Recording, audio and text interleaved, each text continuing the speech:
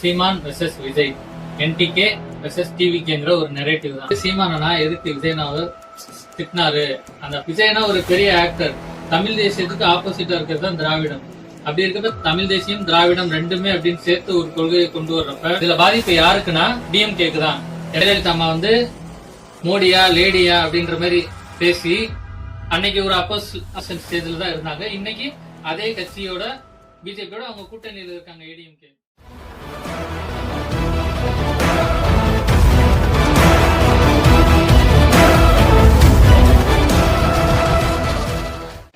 Hi guys, last ஒரு 6 மாசமாவே நம்மளை சுத்தி நடக்கிற விஷயத்துல சோசியல் மீடியால ஒரு வியூவும் என்னோட வியூவும் டிஃப்ரெண்டா இருக்க மாதிரி ஒரு ஃபீல் ஆச்சு. என்னோட வியூ மட்டும் டிஃப்ரெண்டான ஒப்பீனியனா இருந்தா பரவாயில்ல. ஆனா அந்த டிஃப்ரெண்ட் ஒப்பீனியனே லாஸ்ட் 60 இயர்ஸா நம்ம தமிழ்நாடு பாலிடிக்ஸ் அண்ட் ரேஷனலிசம் அந்த ஹிஸ்டரியில இருந்து நான் ஒரு அண்டர்ஸ்டாண்டிங் எடுத்திருக்கேன்னு வச்சுக்கோங்களேன். இப்போ டோட்டலா அந்த ஒப்பீனியன் நமக்கு கொடுத்த சைடே அதுக்கு ஆப்போசிட்டா இருக்க மாதிரி எனக்கு ஒரு ஃபீல் ஆச்சு. சரி, இந்த கன்ஃபியூஷன்லாம் உங்ககிட்ட அப்படியே டிஸ்கஸ் பண்ணலான்னு தான் ஒரு லிஸ்ட் போட்டு எடுத்துட்டு வந்திருக்கிறேன். அதனாலதான் நம்ம சேனலோட name the unspoken opinions.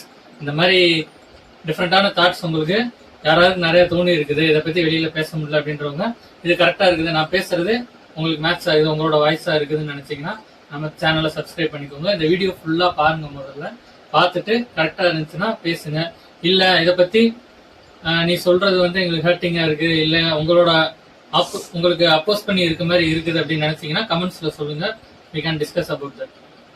Let's get into the video. First நம்ம பார்க்க போற விஷயம் என்னன்னா, சீமான் வெர்சஸ் விஜய், என்டிகே வெர்சஸ் டிவிகேங்கிற ஒரு நெரேட்டிவ் தான்.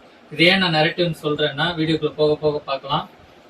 டிவிகே கொள்கை அனௌன்ஸ் பண்ற வரைக்கும் மற்ற பொலிட்டீசியன்ஸ்லாம் ஒரு நடிகனுக்கு எதுக்கு அரசியல், நடிகர்கள் அரசியல் பண்றாங்க அப்படின்னு சொல்லிட்டு இருந்த டயத்துல தம்பி வருவான், ஒரு தமிழன், தமிழ் மண்ல அவன் அரசியல் பண்றதுக்கு யார் தடை பண்றது, யார் தடையா நிக்கிறதுன்னு விஜய் அவருக்கு சப்போர்ட் பண்ணவர் சீமான் அண்ணா. அவங்க 2 பேருக்கு ஒரு நல்ல அண்டர்ஸ்டாண்டிங் இருந்துச்சு அவங்க பிரச்சனைக்கு முன்னாடி. இப்ப என்னன்னா, சீமான் அண்ணனோட பொலிட்டிக்கல் ஐடியாலஜிக்கு ஒரு ஆதரவாளராகவும் விஜய் அண்ணாவுக்கு ஒரு ஃபேனாகவும் இருக்கிற நம்மள மாதிரி என்ன மாதிரின்னு சொல்லிக்கலாம். அப்படி இருக்கவங்களுக்கு அவங்களோட conflicts I my joke to you அப்படிங்கிற மாதிரி தான் இருந்துச்சு.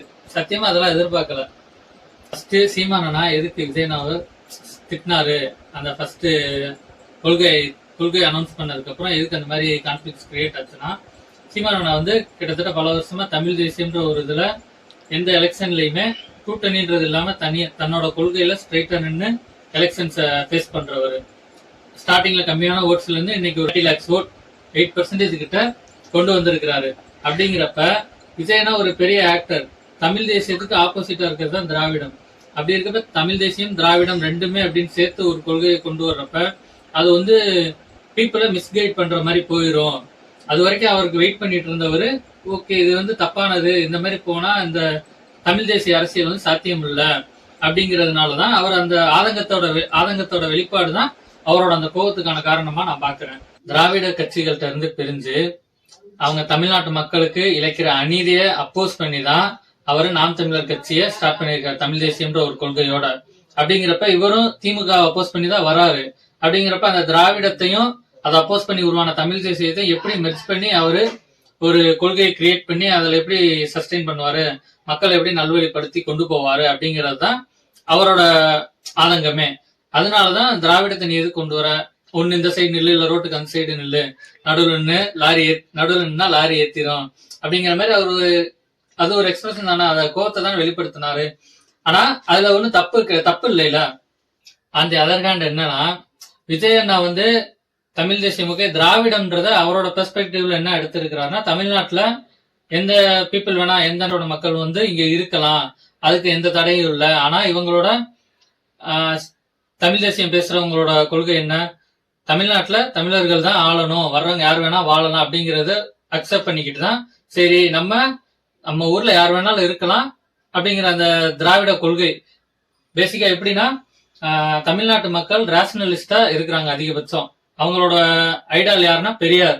ஓகே, மேக்சிமம் அப்படி இருக்கிறப்ப அவங்களோட ஓட்ஸையும் கேப்சர் பண்ணணும்.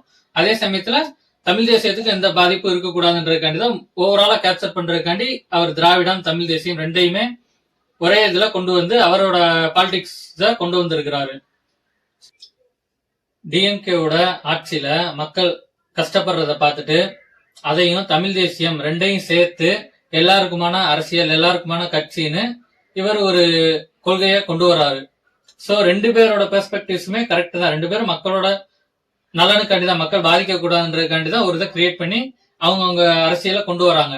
இப்ப இதுல லாஸ் யாருக்கு? இதுல பாதிப்பு யாருக்குன்னா டிஎம்கேக்கு தான்.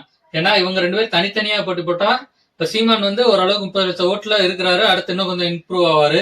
தளபதி அவரோட ஸ்டார்டம் யூஸ் பண்ணி அவருக்குன்னு ஒரு ஓட்ஸ் வரும். ஆனா இவங்க 2 பேரும் தனித்தனியா போட்டி போட்டா அவங்களுக்கு எந்த பிரச்சனையும் இல்லை. ஏன்னா அந்த அளவுக்கு ஸ்ட்ராங்கா இருக்காங்க டிஎம்கே. சப்போஸ் இவங்க 2 பேரும் ஒரு அலையன்ஸ் வச்சுட்டாங்கன்னா அவங்களுக்குள்ள மேக்சிமம் நிறைய ஓட்ஸ் அவங்களுக்கு வரும். டிஎம்கே அப்போஸ் பண்ற அளவுக்கு ஸ்ட்ராங்கான ஒரு அப்போசிஷன் அங்க இருக்கும், கிரியேட் ஆயிரும்.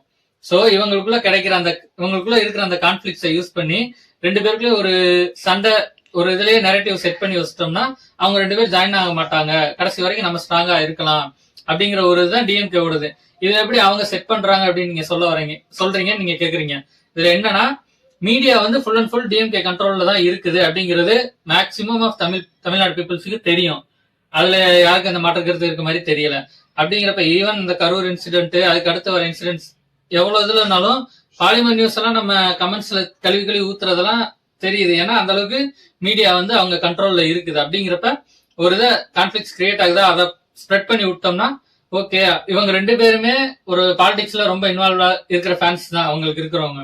அப்படி இருக்கப்ப இப்ப விஜய் சீமான் அண்ணா சொல்லிட்டாரு, இல்ல சீமான் அண்ணா விஜய் அண்ணா சொல்லிட்டாரு அப்படின்ற மாதிரி ஒரு இதை போட்டோம்னா அந்த இடத்துல எப்படியும் 2 சைடுமே ரொம்ப ஒரு கொள்கை பிணைப்புல இருக்க தொண்டர்கள் அவங்க தலைவரை பேசுறப்ப அப்போஸ் பண்ணி அடிச்சுக்கிற மாதிரி தான் ஒரு சிச்சுவேஷன் கிரியேட் ஆகும். அப்படிங்கிறப்ப ஃபுல் அண்ட் ஃபுல் அவங்களுக்கு ஒரு இதை நம்ம அவங்க திருப்பி ஜாயின் பண்ண முடியாது, எப்படி இருந்தாலும் அவங்களே பிரிஞ்சுக்கிடுவாங்க, அவங்களுக்குள்ளே அடிச்சுக்கிடுவாங்க, நம்மளை மறந்துடுவாங்க அப்படின்ற ஒரு ஸ்டாண்டு தான் டிஎம்கே இப்ப ஒரு பக்காவான பிளான் பண்ணி ஒரு இதுல கொண்டு போயிட்டு இருக்காங்கன்னு நான் நினைக்கிறேன். இப்ப சீமான் அண்ணா விஜய் அண்ணா தாக்கி பேசிட்டாரு அப்படிங்கிறத அவங்க வைரல் பண்றாங்க. அந்த டயத்துல விஜயனா ஃபேன்ஸ் என்ன பண்ணுவாங்க, உடனே சீமான் அண்ணாவும் அவங்க ஃபேன்ஸையும் கிடைக்க ஆரம்பிச்சிட்டாங்க. ஓகே, எப்படி எங்க அண்ணன் நீ சொல்லலான்னு இதைத்தானே அவங்க எதிர்பார்த்தாங்க. அதுக்கு தகுந்த மாதிரி நம்மளும் இது பண்ணா என்ன அர்த்தம்? இப்ப இவங்களா டிவிக்கு இப்ப எலெக்ஷனுக்கு வர்றவங்க, நம்ம 2016 இருந்து இருக்கிறோம் என்டிகே. அப்படிங்கிறப்ப நம்மளாவது கொஞ்சம் சீனியர், நம்ம என்னென்ன அவங்க பண்ணுவாங்க அதுல நம்ம பலி ஆயிடக்கூடாது அப்படிங்கறது புரிஞ்சிருக்கணும்ல.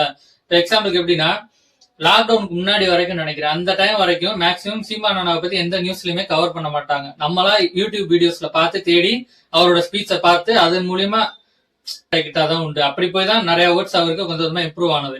இப்ப ரீசெண்ட் டயத்துலதான் நியூஸ்லாம் அவர் நிறைய இது வர ஆரம்பிக்குது. என்டிகே சேர்ந்தவங்களுக்கும் சீமானா மேக்சிமம் அவங்களுக்கு எல்லாருக்குமே தெரியும். அவரே சீமானே ஒரு தடவை சொல்லியிருக்கிறாரு, நம்ம மூச்சை கொடுத்து பேசுறோம், யாரும் இது பண்ண மாட்டாங்க, எதுலயுமே போட மாட்டாங்க அப்படிங்கிற மாதிரி எல்லாம் சொல்லியிருக்கிறாரு. அப்படிங்கிறப்ப அந்த அளவுக்கு கண்ட்ரோல்டா அவங்க கொண்டு போறப்ப இதை கொளுத்தி போடுற மாதிரி தானே. இதை போட்டாங்கன்னா ஓகே, அவங்களுக்குள்ள சண்டைன்னு போடுறாங்க, இவங்களும் அதை வச்சு ஒரு வார் கிரியேட் பண்ற மாதிரி போயிட்டு இருக்கிறாங்க.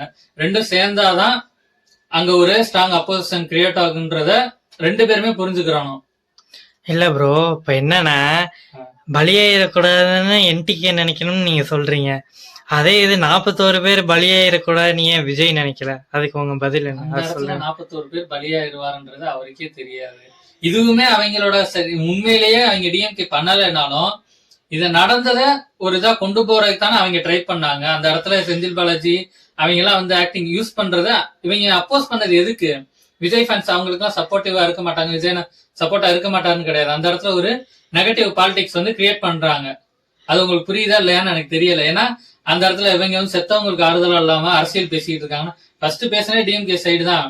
இது நீ லாங் பீரியடுக்கு போறப்ப இது ஒரு பேட் நேமா கிரியேட் ஆயிடக்கூடாதுன்றதுக்காண்டி அப்பதான் அதையும் அப்போஸ் பண்ணணும் அந்த இடத்துல இருந்தவங்க. ஏன்னா வீடியோஸ்ல நம்மளே பார்த்தோம் நிறையாது. அங்க இருக்க உமன் எல்லாம் அங்க இருந்து நிறைய பேர் வந்தாங்க, அடிச்சாங்க, மிதிச்சாங்க அப்படின்ற வாயில சொல்றதெல்லாம் நம்ம பார்த்தோம் அன்னைக்கு நடந்த அந்த நியூஸ் கவரேஜ்லயே. அப்படி இருக்கிறப்ப ஓகே, பிளான் பண்ணி அவங்க பண்ணியிருக்கலாம் அப்படின்ற மாதிரி அவங்க அப்போஸ் பண்றதுல தப்பு இல்லைல. அவங்க சப்போர்ட் பண்ணாம இருந்தா தானே நம்ம அதை கிரிட்டிசைஸ் பண்ணலாம். அப்படிங்கிறப்ப அதை யூஸ் பண்ணிக்கிட்டு அதை அரசியலாக்கணும்னு முதல்ல நினைச்சு டிஎம்கே சைடு தான். செந்தில் பாலாஜியும் சரி, அன்பில் மகேஷ் படிச்சு சொன்னேனேடா அப்படின்லாம் அவரோட ஆக்டிங்க்கு ஆஸ்கர் ஆக்டிங்னு இன்னைக்கு வரைக்கும் கலாய்க்கிறோம். அந்த அளவுக்கு பண்றதுக்கு அவங்கதான் அந்த அளவுக்கு மனசாட்சி இல்லாம இருக்கிறாங்க. அதை அப்போஸ் பண்ணி வெளியில கொண்டு வரணும்னு நினைக்கிறதும் தப்பு இல்ல. அந்த மாதிரி கரூர் இன்சிடென்ட் அப்ப மத்த எல்லாருமே கிரிட்டிசைஸ் தான் பண்ணிட்டு இருந்தாங்க. சீமான் அண்ணா தான் ஃபர்ஸ்ட் அவர்கிட்ட போய் இன்டர்வியூ எடுக்கிறப்ப இது ஒரு எதிர்பாராத அசம்பாவிதம், இதுல அவரை குறை சொல்லி என்ன ஒண்ணும் ஆக போறது இல்ல அப்படிங்கிற மாதிரி விஜய் எனக்கு சப்போர்ட்டிவா ஒரு நியூட்ரல் ஸ்டாண்டா பேசினாரு கூட வச்சுக்கோங்க. அந்த அளவுக்கு தெளிவா பேசுனது அவர் ஒருத்தர் தான். அப்படி இருக்கப்ப அதெல்லாம் நியூஸ்ல பெருசா காட்டாம ஒன்லி சீமான் அண்ணா வந்து விஜய் அண்ணாவை கிரிட்டிசைஸ் பண்ணி அவரு அந்த கோவத்துல பேசுறத மட்டும் பூமாய் காட்டி அவங்களுக்குள்ள அந்த ஃபேன்ஸ் வாரில் வச்சு அப்படியே கொண்டு போற மாதிரியே மீடியா கொண்டு போயிட்டு இருக்குது. இது இன்னும் டிவிகே சைடு இருக்கவங்களுக்கும் புரியல, என்டிகே சைடு இருக்கவங்களுக்கும் புரியல. ஜஸ்ட் ஒரு செகண்ட் சீமான் அண்ணாவும் விஜய் அண்ணாவும் அவங்களுக்குள்ள அந்த இதுவரைக்கும் சண்டை போட்டாச்சு அந்த ஈகோல இல்லாம ஒரு செகண்ட் யோசிச்சு அவங்களோட கொள்கையை பத்தி பேசிக்கிட்டு அவங்களுக்குள்ள ஒரு அலையன்ஸ்குள்ள வந்தாங்கன்னா மேபி அடுத்த எலெக்ஷன்ல நல்ல டிஎம்கே அப்போஸ் பண்ற அளவுக்கு அவங்களுக்கு ஸ்ட்ராங்கான ஒரு பவர் கிடைக்கும்னு நான் நம்புறேன். இதை பத்தி யோசிங்க, பேசுங்க மைடியர் டிவிகே அண்ட் என்டிகே நண்பர்களே.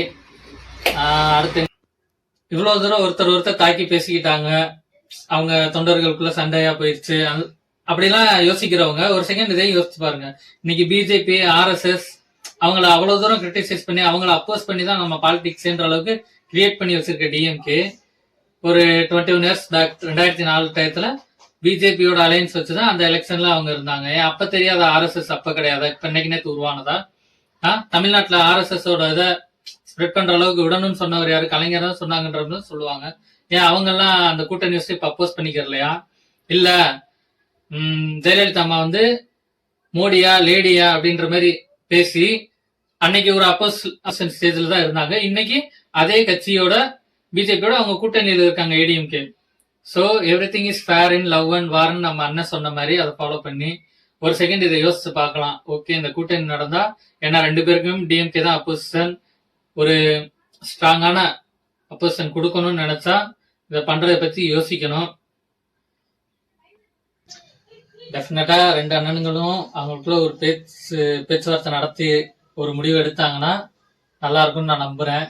இதுல மேபி சிஎம் கேண்டிடேட் யாரு, சிஎம் யாரை தேர்ந்தெடுப்போம்னு ஒரு கன்ஃபியூஷன் வரலாம். ஏன்னா 2 பேருமே அவரும் பல வருஷமா இருக்கவரு, இவரும் ஸ்ட்ராங்கான லீடர்.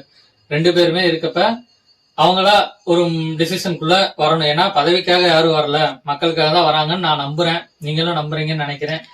அவங்களுக்குள்ள யாரு சிஎம்ன்ற ஒரு டிசிஷன் எடுத்தாலும் அதான் நம்ம மெச்சூர்டா அக்செப்ட் பண்ணிக்கிறோம். ஃபேன்ஸ் இவர் தான் வந்திருக்காரு, அவர் வந்திருக்காரு அப்படின்ற மாதிரி அடிச்சுக்கிறாம ஓகே அதை நம்ம அந்த அளவுக்கு நமக்கு ஒரு நாலேஜ் இருக்குது, அதை அக்செப்ட் பண்ணிக்கிற அளவுக்கு மெச்சூரிட்டி இருக்கு அப்படின்னு நான் நினைக்கிறேன். ஸோ இது நடந்தா நல்லா இருக்கும்னு நான் நம்புறேன். இதுதான் என்னோட இன்னைக்கான அன்ஸ்போக்கன் ஒப்பீனியன். இது எனக்கு தோணுச்சு, உங்களுக்கு தோணி இருந்துச்சுன்னா இதை பத்தி கமெண்ட்ல போடுங்க. இல்ல இந்த மாதிரி இருக்குது நடக்காது, இல்லை இனிமே இதுவும் கரெக்டா இருக்குது, இந்த மாதிரி நடக்கணும்னு நினைச்சீங்கன்னா கமெண்ட் பண்ணுங்க, ஷேர் பண்ணுங்க. சீமான் அண்ணனுக்கும் விஜய் அண்ணனுக்கும் இதை சேர்க்கறதுக்கான அவங்க கிட்ட இதை கொண்டு போறதுக்கான ஸ்டெப்ஸ் எடுக்க முடிஞ்சுன்னா ட்ரை பண்ணுங்க. Thank you. Do like, share and subscribe my channel.